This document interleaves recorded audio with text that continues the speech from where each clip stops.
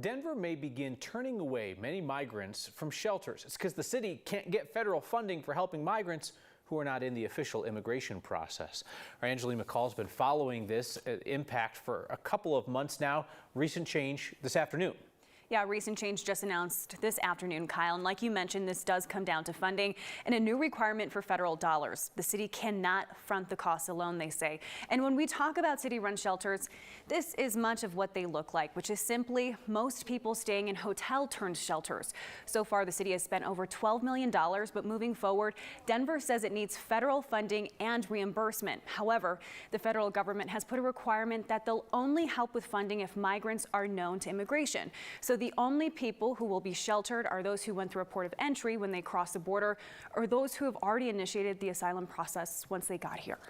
So I think anytime that decisions are made within the city that are impacting people and vulnerable populations, it is a tough decision to make. Ultimately, the decision came as a result of the limitations of funding. It really does boil down to the fact that it is not a sustainable effort in Denver to be able to support all migrants coming in from our southern border. For those who have not started the process within the immigration system, they will not be able to be sheltered for newly arrived migrants once they start arriving past May 8th. The city says it would still like to help those who are unable to access shelter with other services.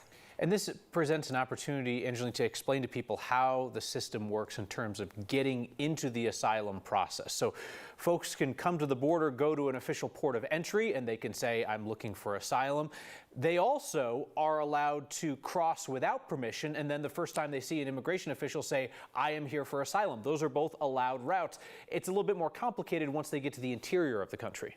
Yeah, it's more difficult to actually get into the asylum system and initiate your case once you're already here. It is easier to do so at the border, and I'm hearing that it's taking months, for instance, to get what's called an alien registration number, also known as an A number. That is the number specifically tied to funding from the federal government that the city says that they need to basically get reimbursed for cost for any individual migrant. And so when it comes to that A number, it could take several months to actually receive that once you're actually here in Denver, and that is also causing complications. All right, I know you'll stay on it. Thank you, Angeline McCall.